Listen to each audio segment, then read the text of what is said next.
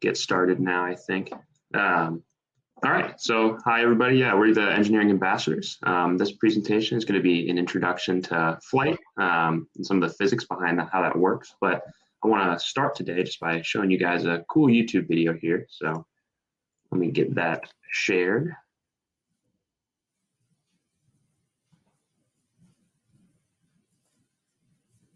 All right.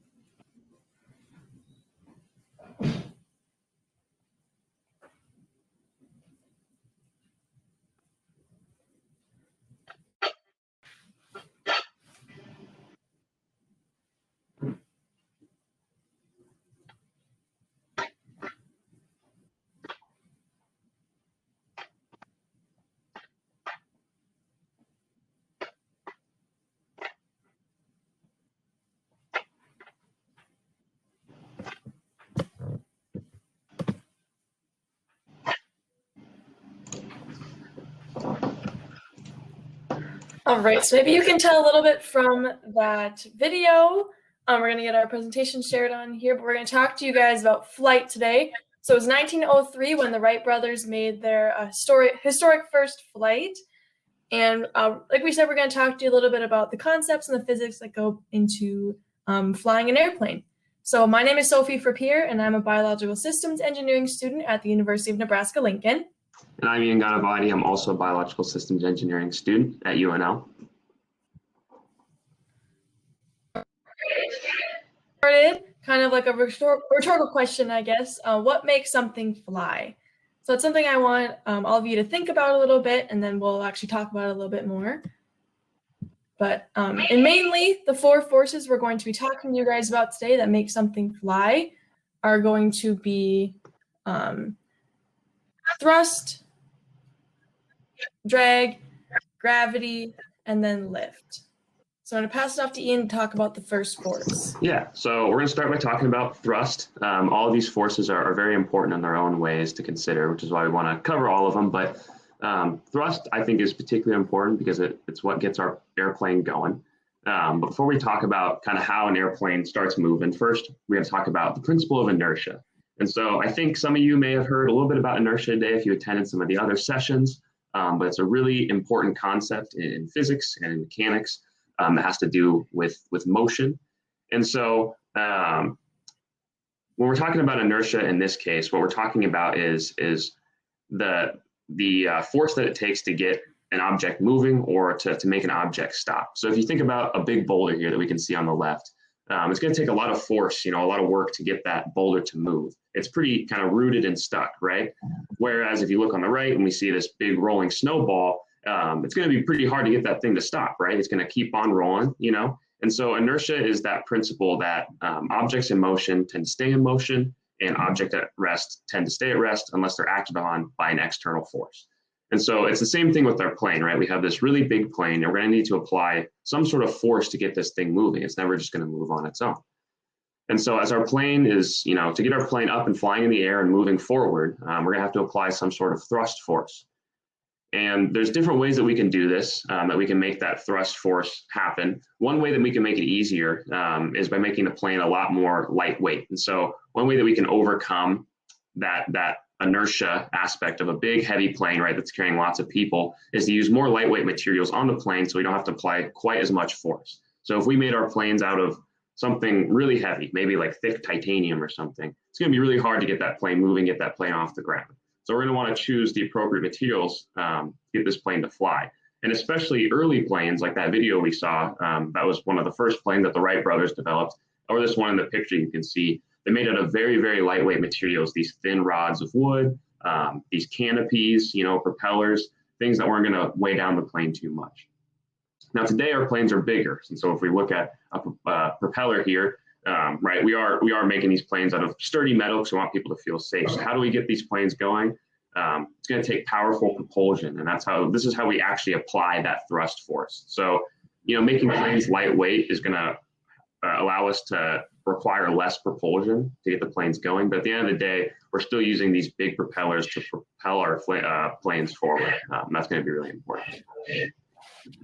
And so that's basically thrust in a nutshell. And so now I'm going to kick it back over to Sophie to talk about drag, which is another important force. Yeah, so one other limiting force on flights is air resistance. So you can kind of experience that if you put your hand outside of an airplane window, or not airplane window, a car window, and you're driving really fast and it shoots your hand back. So that's going to be air resistance acting on your arm.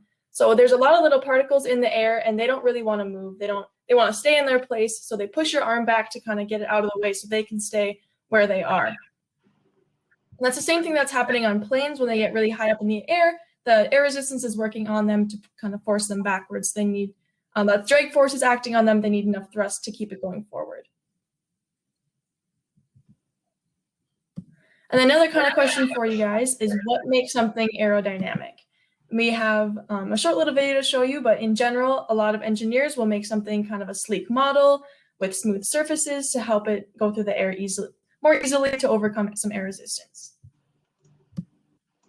Okay, so we're gonna get that video pulled up for you guys here.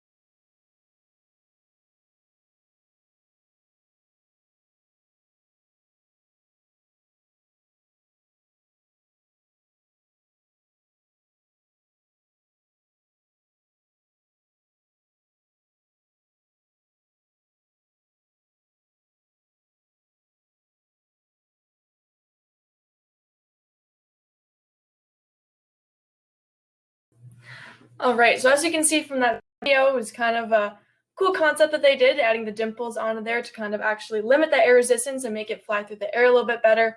And the reason it does this is a little bit kind of a more complicated answer, but it has to do with how the airflow goes over those dimples and makes some turbulence, but that does allow the car to actually go through the air more easily. There's a reason that planes don't have dimples. It mostly has to do with it's a lot easier to replace like a long, smooth piece of metal than one that's all dimply. And there's also other ways that engineers can overcome air resistance besides just adding on dimples to planes. Now, Ian's going to talk to you a little bit about some of the other forces that act on planes. Yeah, so gravity is a really important force that's acting on a plane, and it's really acting on everything. So this one is something that we might all be a little bit more familiar with. but it's really relevant to planes because gravity is what's holding us all down on the ground, right? Gravity is a force that pulls us towards the center of the earth. And so to fly, a plane is going to have to overcome that force of gravity. So when we talk about that force, we want to know how much of a force is actually acting on this plane. So we have an equation that can help us understand what amount of lift we're going to need to lift this plane off from the ground for it to fly. And so that equation is F equals ma. This is Newton's second law, so that the sum of the forces on this plane is going to equal its mass times its acceleration. And so one of those forces is going to be a gravitational force. And the way we can figure out how much force gravity is actually acting on this plane with is by taking the mass of the plane. And so the plane is going to weigh quite a bit. Does anyone know actually how much a plane might weigh? Maybe think about it for a second. You know, how many pounds is it? How many tons is it? And the answer is it's actually 367 tons, which is 735,000 pounds. So this thing is really, really heavy. So, you know, that's a lot of gravitational force. And so that means that there's a lot of mass with this plane. So this plane just has a lot of stuff. The more stuff there is, the more that gravity is going to be acting on this plane.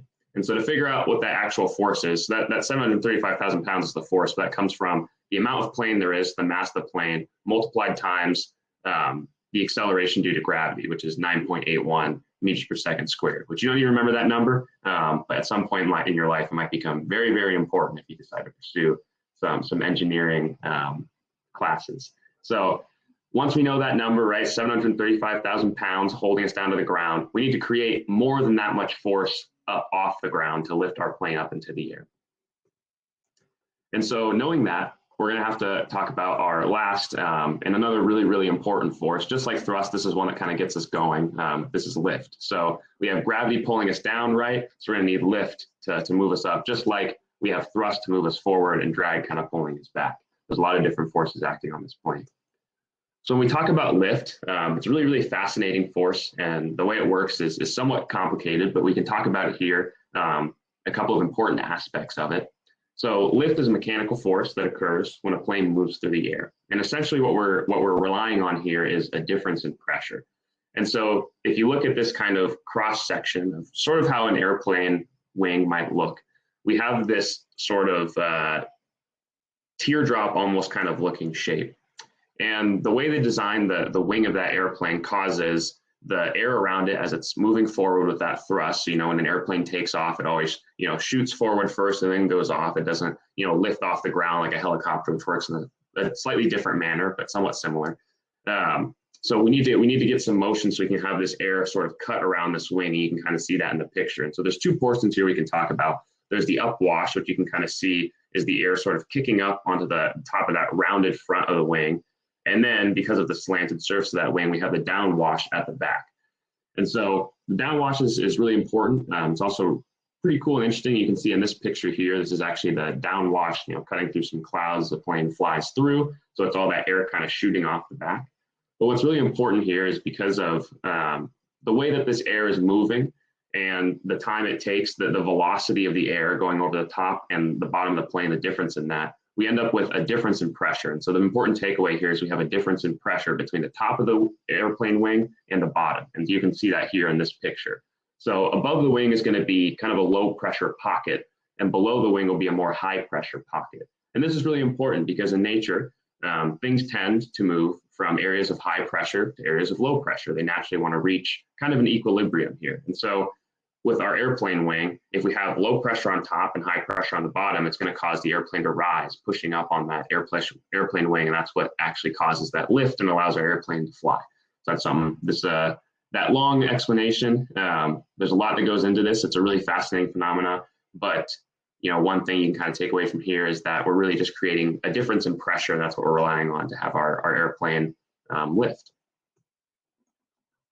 And so we've talked about a lot of different forces here. If you join us for our second session, where we'll be doing a little hands-on activity, you're going to see that all of these same forces are going to apply to some pretty cool paper airplanes that we're going to get the chance to design. So this is very, very relevant. You may think that, you know, you're not going to be using any of this knowledge to design big airliners anytime soon, but you can put it into practice with a paper airplane this afternoon if you want to join us. And here we can also see maybe some of these same principles put into practice with the longest paper airplane flight ever. So I'm going to play this quiet video here.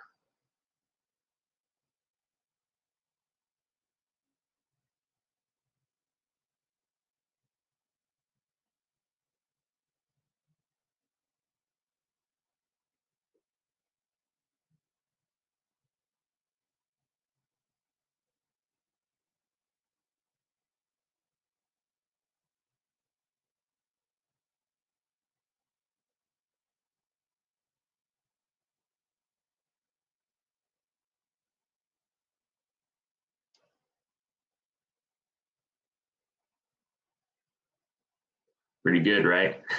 That was the longest paper airplane, at least at the time, longest paper airplane throw or flight of all time. I'm not sure if anyone was counting, but it was 29.2 seconds, which is a pretty long time. And so you can see some of the principles we talked about, I think they put into practice there. That paper airplane definitely had quite a bit of lift, trying to counteract that force of gravity as much as possible to stay in the air there for a long time. The fellow who threw it also knew that the thrust force was very important, right? He didn't just kind of toss that airplane really lightly. I mean, he really threw it up as hard as he could up in the air, gave it a lot of initial thrust, so to get it moving forward to propel it. And so kind of the same principles there to get the longest paper airplane flight ever, I think, of all time. And so now, we've talked a lot about the different forces on an airplane, but I'm going to pass it over to Sophie to talk about some different engineers who are actually going to be working on it. So yeah, there's a lot of different engineers that can work on an airplane. Engineering is a very, you work with teams a lot. So there's a lot of different engineers that are going to work to just make one plane move and function and make sure that you're safe. So first, there's an aerospace engineer, and they're going to work a lot with those aerodynamic concepts that we talked about to minimize the drag force and overcome some of that air resistance, making sure that the nose is pointed enough and that the wings are angled enough to create enough lift force.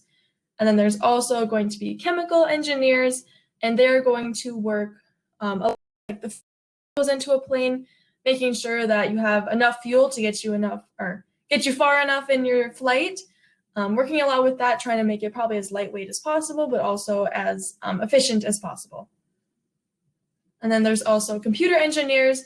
They're going to be working a lot with those kind of computer systems within the plane, like the navigation, those kinds of things. And they will also work very closely with electrical engineers who are going to work on a lot of the electrical circuitry within the plane, those kinds of systems, maybe the lights, also probably with the navigation a little bit, and some of those safety features that are in planes as well. And then there's also materials engineers. As we talked about earlier, engineers want to make sure that the planes are as lightweight as possible and as durable as possible, making sure that they can go through all kinds of weather systems and things like that.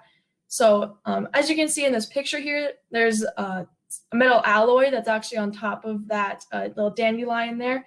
And engineers actually created this. It is 9 times lighter than styrofoam, and styrofoam is already super light, so it's really cool that they were able to make this metal alloy. It's not specifically used with planes, but it's something that engineers do have to think about, trying to make things as lightweight as possible. And then lastly, there's also mechanical engineers. They're going to be working a lot with those mechanized systems within the plane, like the wheels and all the things that work together. They're going to be mostly in charge of those on the planes. So overall, engineers do continue to make really great innovations within flight technology. In the picture there, it's actually an Airbus. It's kind of a prototype for a different kind of flight technology. The whole top is actually a window, so you'll be able to see all the way through the top of your plane. And I do think that this is actually pretty far in the works now from when we first were looking into this. But maybe if you guys can type in the chat, I don't know if you're allowed to do that, if you have any questions for us at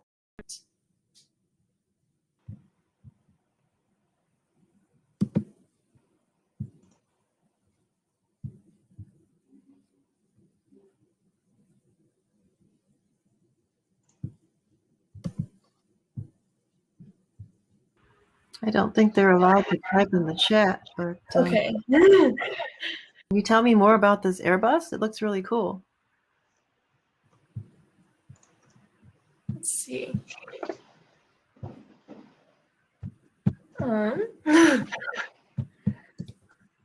Yes. I just have to remember that article that I read on that. So, Or maybe you can show us the experiment with the hairdryer. yes. So there's one thing that we didn't get to in the middle here, but there's a little demo that we wanted to show you on the Bernoulli effect, which is when with that upwash and the downwash. So we just have a hairdryer and a little ping pong ball here.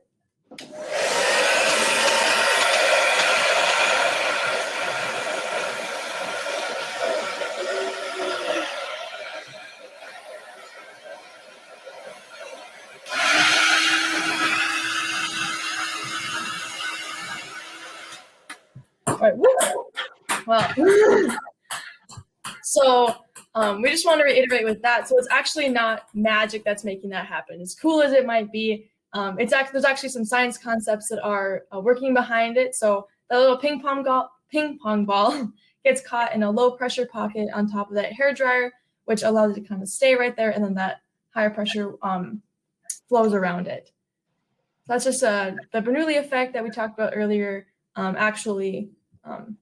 Working in person, you can see it with your own eyes. You can try this at home with just a ping pong ball and a hair dryer. The hairdryer is on a cool setting. Don't want Yes. to put any ping pong balls on. So pretty cool. Yes. Thank you.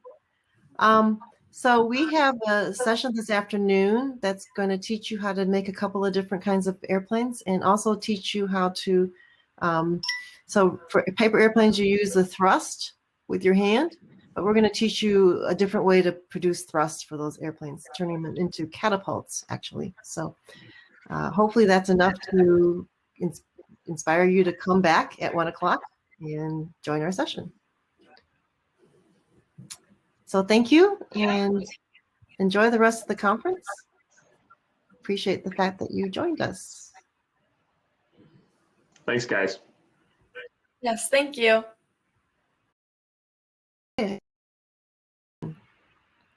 My name is Sally. I'm with the College of Engineering at UNL, and I'm here with Engineering Ambassadors. They do K-12 outreach to the schools, and today we're going to talk about, we're not going to talk, we're going to make paper airplanes. So take it away, Ambassadors. Yeah, so I'm Ian Ganavati. I'm a biological systems engineering student at UNL. And hopefully you're able to catch our first, we'll talk about flight, but we're going to be making some paper airplanes today, me and Sophie. Yes, and I'm Sophie, and I'm also a biological systems engineering student at the University of Nebraska-Lincoln. Yeah, so we're going to be making a couple of different ones today, and then I think we're going to share a site with you guys that has a ton of designs if you want to keep going after this session ends. But I'll start, and we'll just do maybe one that you've seen before here, and I'll put the instructions on the screen. That way it's easy to follow along. So yeah, this one is going to be the basic dart. So hopefully you can see the instructions. I'm going to try to put my screen down here so you can see my paper too, so you can see both. So we're just going to go step by step. So we're going to start how most of these paper airplanes start, pretty simple. We're just going to fold it in half here. So step one, and I'm going to go right along with you. That way we don't go too fast here, too slow, hopefully. So yeah, fold that paper in half, the long way, the hot dog way. Or vertical, I've been told you guys are going to do that. Yeah, vertical, not hot dog. Times are changing. Put a nice tight crease on there, you know. I like to use a little bit to get that nice and firm. All right, so now at this point we should have just folded it in half right here. And then we're going to take the two corners, the top two corners, and you're going to fold that corner into that middle crease that you just made. So it's going to make like a nice triangle here. So bring one corner in, do the same thing, make a nice crease on the edge there, and then do the same thing with the other end here.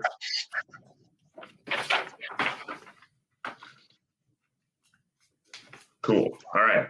So now we're through these first two steps. So we should have, right, paper that can fold in half, and then we have these two kind of flaps at the top that can come in. All right, so we're well on our way. Just a few more steps here. It's all going to come together.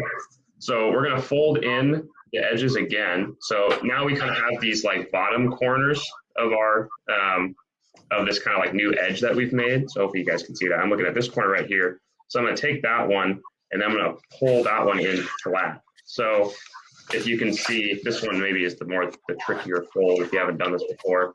We're going to go from having what we have right now with these two corners folded in, and then we're going to bring this edge that we just made in and make it flat against the center. Hopefully that makes sense. Hopefully we can all see that. So it'll look something like that. Right angle there, something like that. And then do that same thing with the other end. Just bring that edge in, line it up flat against the middle.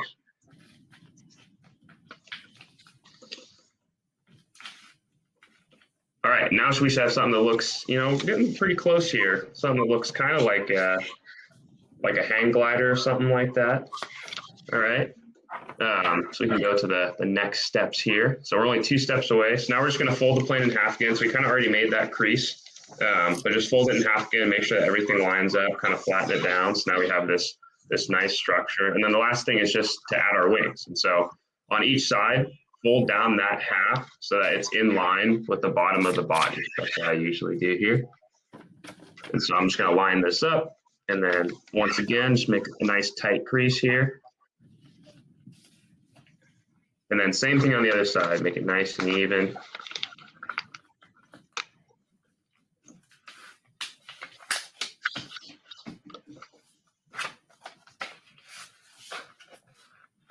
All right. And so you should have hopefully something that looks like kind of like your classic paper airplane. I think this is one that a lot of people are more familiar with. So this one's just called the basic dart. Kind of looks like a dart. You kind of get that idea. If you guys got lost at any point, just put a question into the chat and we can go back and go over steps again. Feel free to do that. But yeah, if you've made this one, if you're ready, at home, you can test it out. You can chat us too and let us know how it works. So I don't know how much, I'm in kind of a small room here, but you can kind of see some decent flight there, right? You're going to be propelling it with your hand. And so I want to take a second here too to point out this website down here, foldandfly.com. So I'll put this in the chat. That way, if you guys want to check it out, you can. But this has a ton of other ways that you can build paper airplanes. Some of them are pretty cool. A lot of different designs. And we're going to go over another one today. But if during this presentation you want to take a look at one and maybe walk through it with us, or ask us to walk through it, or if you want to just take a look at it after this, yeah, check that out. So I'm going to pass it over to Sophie now. She's got another design to show you. Yes. So then there's what? I'll come back to this at the end too. Okay. So yeah, don't get rid of this one because there's actually a different way that we can create that thrust force. If you guys were with us earlier in the day, thrust is one of those forces that we have to make the airplane go forward. So just set that one aside for now, but now we're going to start on a different kind of paper airplane called the stable. Do the same thing, move my computer down a little bit. Hopefully you guys can see it. So we're going to start the same way we started the dart. We're going to fold it in half, the hot dog or vertical, whichever way you've been taught. So we'll just have this. And then we'll also do the same thing that we did for the dart. Take that top corner, fold it into your middle seam or fold that you have there. Try to line everything up, make it straight. Same thing on both sides. So this should look pretty familiar from what we just did. You're just going to have kind of like a house-like shape now. Can't really see that. But then here's where it starts to change. So now, instead of doing a different fold down to that center line, we're actually just going to fold this down. So right on that straight line you kind of have with those top 2 folds, fold your point down to your center. So now it's kind of like an envelope. You can see it like that. And then now we're going to fold, you have kind of like a square now. You're going to take those top 2 corners of your little square, and then you're going to fold it about 1 inch down this line, your center line that should still be there.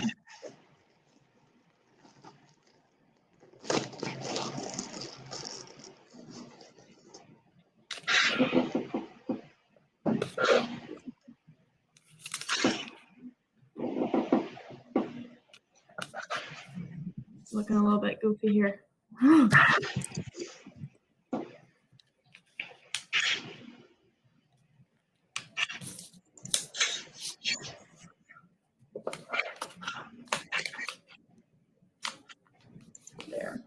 There we go. So it should kind of look something like this. Mine's a little bit different from the picture. It's a little bit easier to see it on the screen probably than what I have here. So then hopefully you guys have that. Or you can also pull up that website that we have in the chat if you guys can see it. You'll be able to go to the next one. Or I'll let you guys probably try to follow that a little bit more. This is a little bit more of a complex one I see.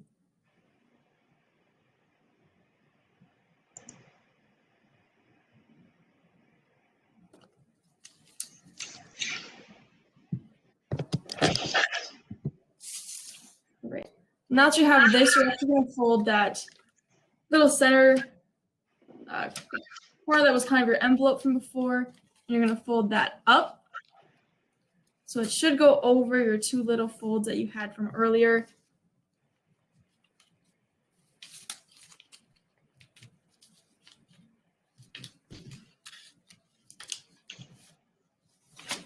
Something like that, if you can see it. This is folded upwards now.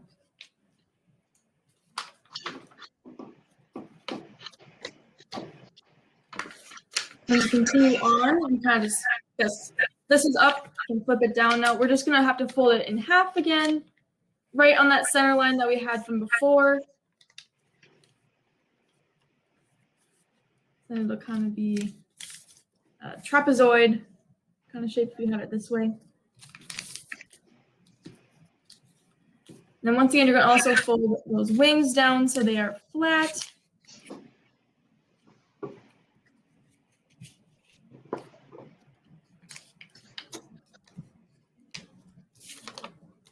Give it some actual wings here.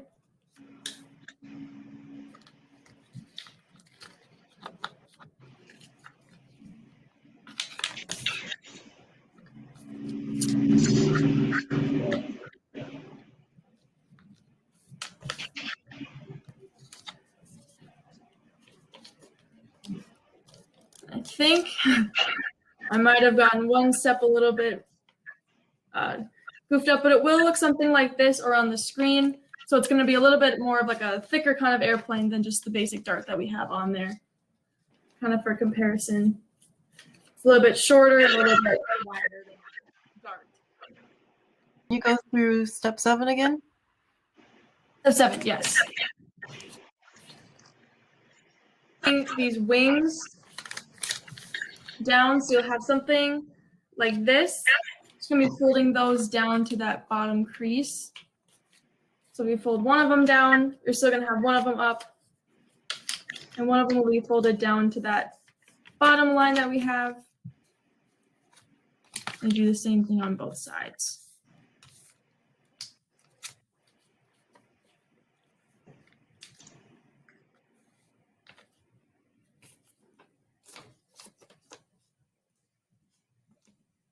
This one's going to fly a little bit different than your basic dart, but have you guys test it out as well? If you have any room in your house or wherever you're at.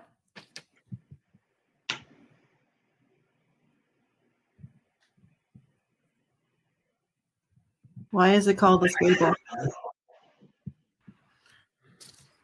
I'm not 100% sure, I guess, on the name, but I think at least based on how it flies, you can kind of see it flies a little bit more straight, it's a little bit more stable than other ones that we have.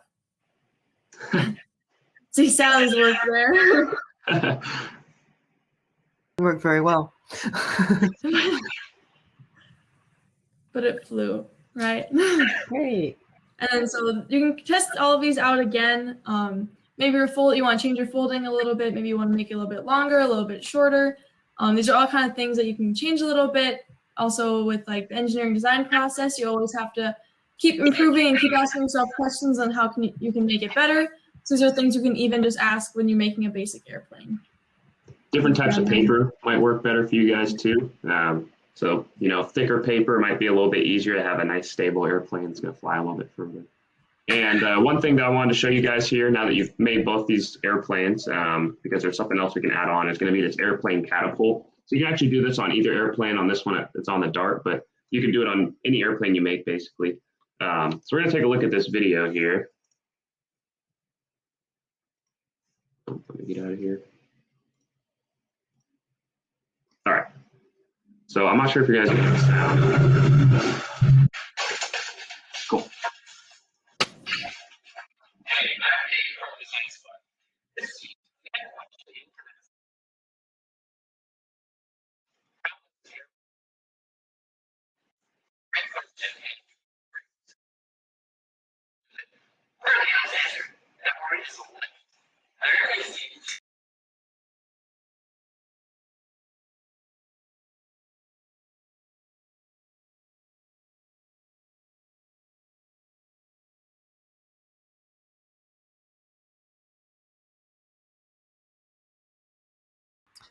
Ian, we can't really hear it.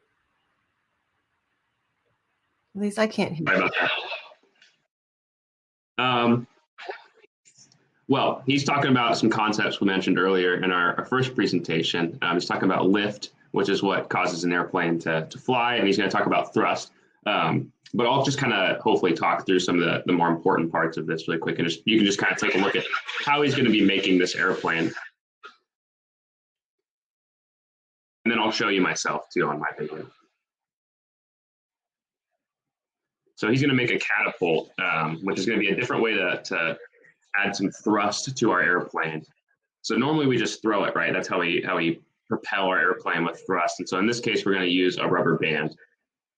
And so what he's doing is he makes a hole in the bottom of his airplane. He puts this rubber band through and kind of makes this slingshot sort of thing on the bottom that he can use to fling his airplane.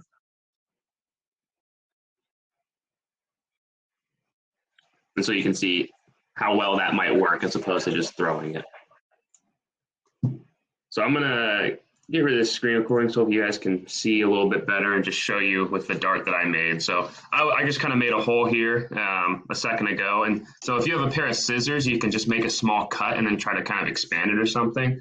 I just used a pencil and poked through, so that'll work pretty well too. So see, just on the bottom of my airplane where normally I'd hold it, I've just made a hole. And it doesn't make a huge difference exactly where you put it, but I would say don't try to get too far back because you are going to have room to you know, pull it, and you don't want to have it too far back or you're going to bend up your airplane. So you can see I put it maybe about a third of the way up. So I just have this hole here.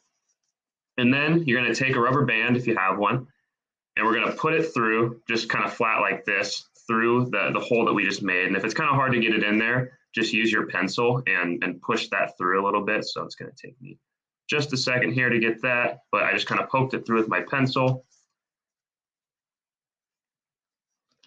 Pull it through with your hands.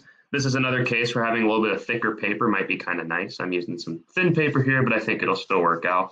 And so you can kind of see I've gotten this rubber band halfway through my paper airplane here.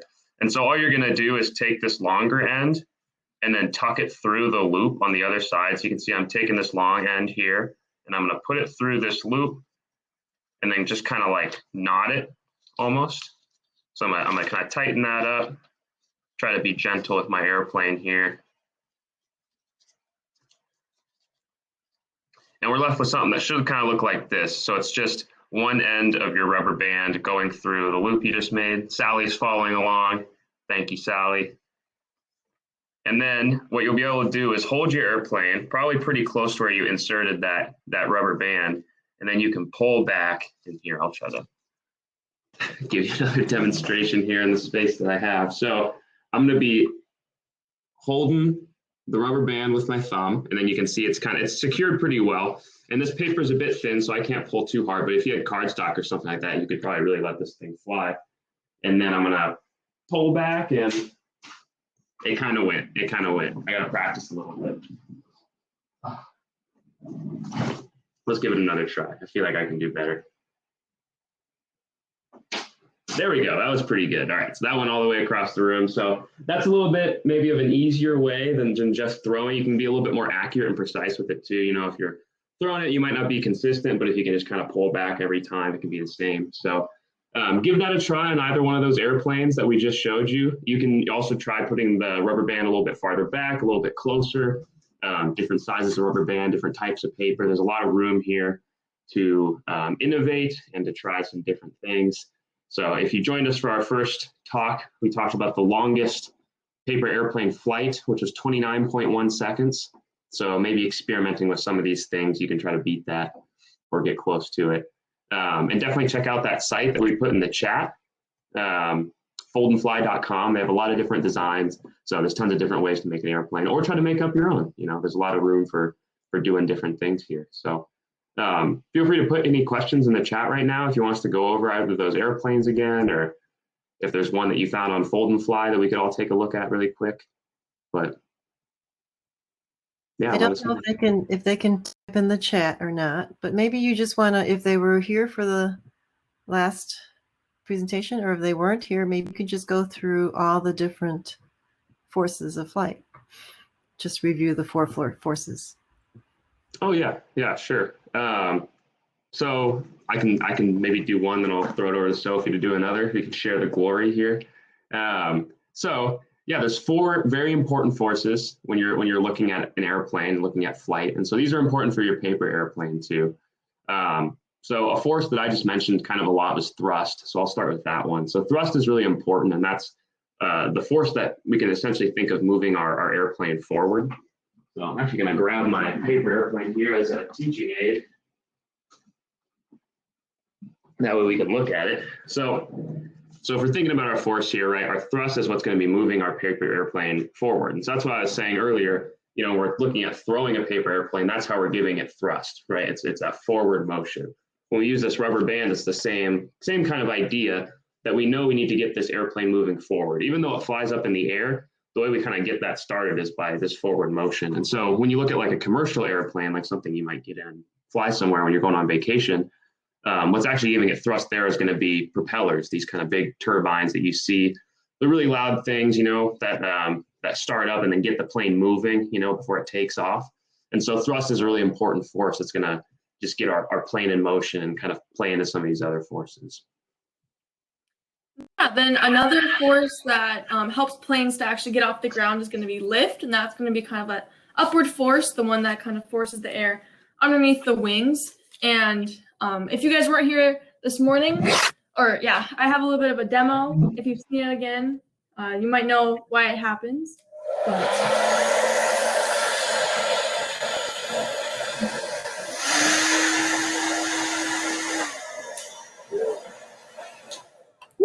That's always a fun one. So that happens because of the Bernoulli effect, which has to do with lift. It's kind of that upwash and that downwash on airplanes. The air will flow over the wings and then it will flow down. On a regular airplane, it will flow down over that slanted edge and actually force the plane up.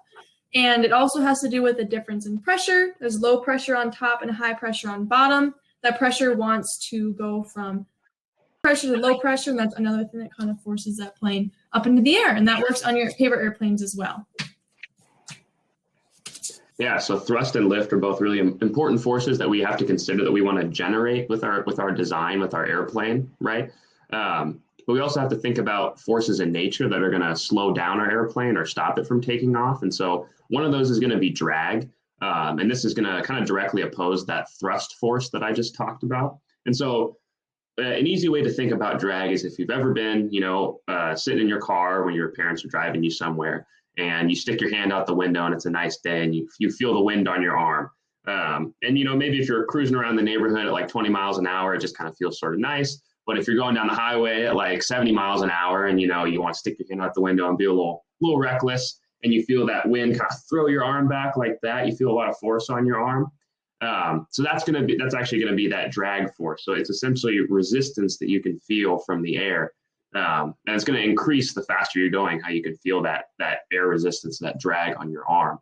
And so we really have to consider this drag force and how much it's going to slow down our airplanes. And there's different ways that we can kind of minimize the effect of drag. A big one is making things more aerodynamic. So earlier today, we had a cool video of a golf ball and how golf balls are kind of aerodynamic with their dimpled design, and an episode of Mythbusters where they sort of applied that design to a car. So check that out if you're interested.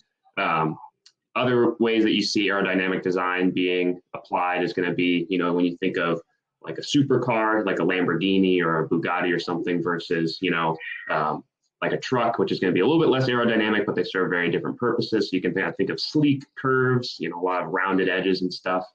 And so you can think about that too with our airplanes. So considering the Dart maybe versus the Stable, which one seems a little bit more aerodynamic? They're pretty similar, but to me, I think the Dart is a little bit more aerodynamic. It has this kind of sharper, more narrowed front. I think it's going to be able to kind of cut through the air a little bit, whereas the Stable is kind of thicker. It's going to fly more stable for sure, but it might not be able to fly quite as fast because it's going to get slowed down a little bit more by that air resistance, by that drag force. Yes, the fourth force that acts on an airplane and actually all things on Earth is going to be gravity. It's, you know, like gravity is that force that holds you down on the ground. You're not just floating away or if you jump up, you don't just keep going. Holds you down onto the Earth. So this is something that planes have to overcome in order to get themselves up in the air. So gravity is going to be that force that opposes the lift force that I talked about. And so planes are really heavy. There's most planes are going to be around probably 700,000 pounds, which is obviously a lot more than I think any of us weigh. So being able to overcome that gravitational attraction to the ground is something that engineers definitely have to work on in order to do that. But one concept they have to keep in mind is going to be Newton's second law, which is actually force equals mass times acceleration. So they can find that force that the gravity actually acts on the plane by taking the mass of the plane and the acceleration due to gravity, which is 9.81. You won't need to know that unless you keep going in your engineering courses. So being able to overcome that is also another force that, or something that also needs to happen in order for planes to be able to get in the sky and take you places. Yeah, absolutely. And so when you're thinking about building your airplanes, if you think about, you know, later on today, you want to innovate a little bit and try to build one that's going to fly for a really long time, you know, think about all those forces. So you're going to have to design some system or just throw it really hard. So you have a lot of thrust force, right, to get it moving. You want something kind of lightweight. You know, maybe that's one of the trade-offs of using a heavier, more sturdy material, something like cardstock paper. Maybe it's going to be a bit more stable, but it's also going to weigh a little bit more. So that gravity force is going to bring it down. Think about your design and how much it's going to be, you know, aerodynamic, how much drag is going to be working on it. You know, if you use something like sandpaper, you know, that might have a little bit more drag too, so it might not be a good idea. You know, nice smooth paper might work a little bit better. And then finally, that lift force, you know, how big your wings are, the shape of the wings, you know, and then it also kind of ties into how it's thrown, but making sure that it's going to be able to float, you know, nice and stable, kind of like that Stable design there that has kind of bigger, wider wings in comparison to the body. So keep in mind all those forces. They're the same forces that act on big commercial airplanes, and we can kind of model that here on a smaller scale with our paper airplanes. Great. Well, thank you. Yeah, and thanks everyone for attending, and thank you for the comments in the chat. Glad to hear that the kids really enjoyed it. So go to that website, Hold and Fly, and thank you very much for being at our session. Thank you.